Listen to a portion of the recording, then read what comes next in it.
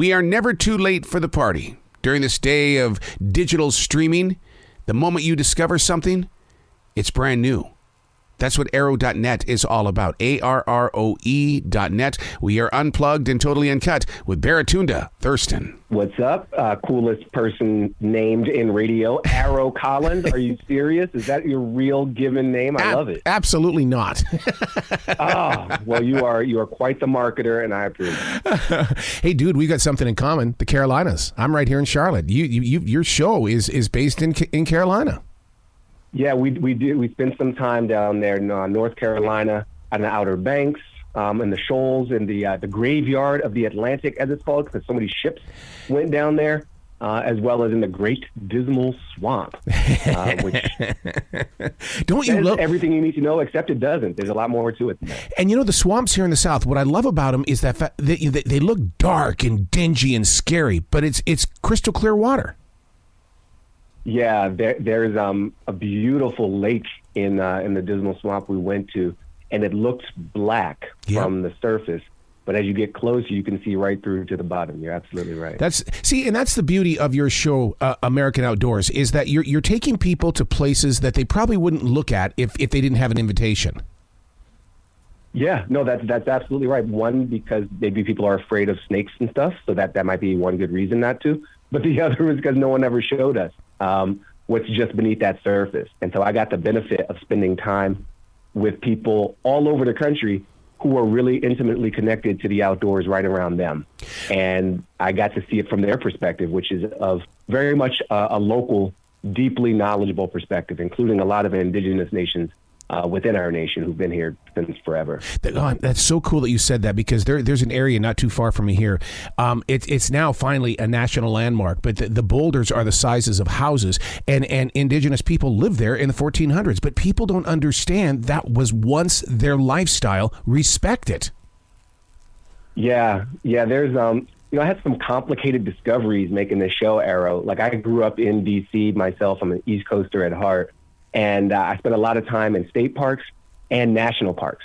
And I thought of national parks as like, this is our stuff. Mm-hmm. And then as we made this show, I visited with a number of indigenous groups, and they're like, this is ours. This is our stuff. And the only reason it's a national park is because the U.S. government has violated just about every treaty that it's ever signed with these indigenous groups. So the Death Valley National Park, which the people there prefer to call Tindisha, because Death Valley is the name that just a really dehydrated white man gave it when he had a hard time crossing one time. And so they're like, we know how to handle this. I'm sorry you had a difficult experience with it. So the naming, the experience, and the access to some of these spaces isn't always as simple as those of us are taught it is once we get beneath that surface and talk to folks who've been here for a while. Are you keeping a journal on each one of these journeys? And the reason why I bring that up is because I am a daily writer, and I believe that journals speak to the next generation. It's not for us. We're giving these lessons that we're going through to the next ones.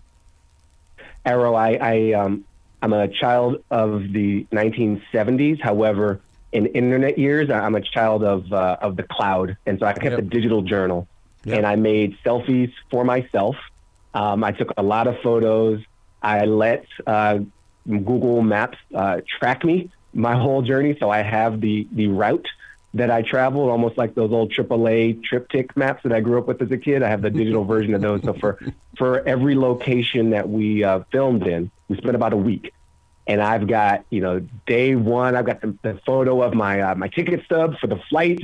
I've got the food I was eating. I've got the road signs and wildlife and some straight to video complaints every now and then.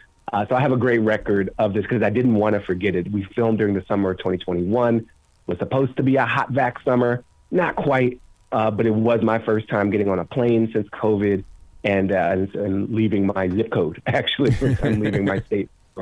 So very, very special trip, just as a personal journey, much less to tell these stories with all these other great people. One of the things that I can connect with are the beekeepers. And the reason why is because not even a mile from this house, we have a gentleman that it takes great pride in saying, the flowers in your yard, the apples on your trees are because of my bees. Beekeepers are very, very personal to Mother Earth. Yo, you are speaking the truth. You need to come out with me next time we do a shoot in your area. I'd love to see the world through your eyes. we spent time with some of the least expected beekeepers from a storytelling perspective. Appalachian beekeepers. Yes. This is the Appalachian Beekeeper Collective, and it was designed to help folks who are exiting the coal economy, which is the whole region. Despite a lot of headlines, like coal is just less popular now than a lot of other energy sources, so that means less jobs. But it meant for the people of this region, not just income, but also a different relationship with nature. Mm-hmm. And so you've got folks who used to make money from kind of rooting into nature and extracting from nature and sometimes blowing nature up, to actually having to have a conversation with nature and being very in tune with these bees and their moods. And I still have some honey that I got from Appalachia. It's the best honey I've ever had. And I got it right from this woman's backyard. Wow. And the flavors, because those mountains, the other thing I learned, the Appalachian Mountains, we think of them as like tiny because the Rockies are the great mountain ranges of the Americas. It's just because they're old. They're actually the greatest mountain range in the country because they've been here so damn long. And all that residue, it gets into the food, dude. It's why the hogs taste so good up there. It's why the food is so good. It's why the flowers are so beautiful and why the honey's so damn sweet. So yeah, I'm really, I want people to check out these beekeepers that I got to spend time with. You can't freak out around bees. They're kind of like horses. Like animals just know us better than we know ourselves sometimes. And if you're agitated, the bees get agitated. And so it's a fast track to mindfulness, to just spend some time with bees, because they will chill you out by necessity. That is so true. I'm glad you brought up mindfulness, because I take a transition walk every day, and that to me is transitioning between the moods and the mindsets, and being with nature becomes the teacher, and I have to become the listener. And so I think that's my connection with your show, is the fact that you are not afraid to share the stories of other believers in their process. Yo, you call them believers. That's really good. There is a not fully religious, but there's a reverence that I found amongst a lot of folks here for the power of nature. And for some people who, Jennifer Farr Davis, I hiked a bit of the Appalachian Trail with her. And I remember saying to her, this takes forever. Like, you're going to pause your whole life for 6 months to do this hike? And she goes, or start your life.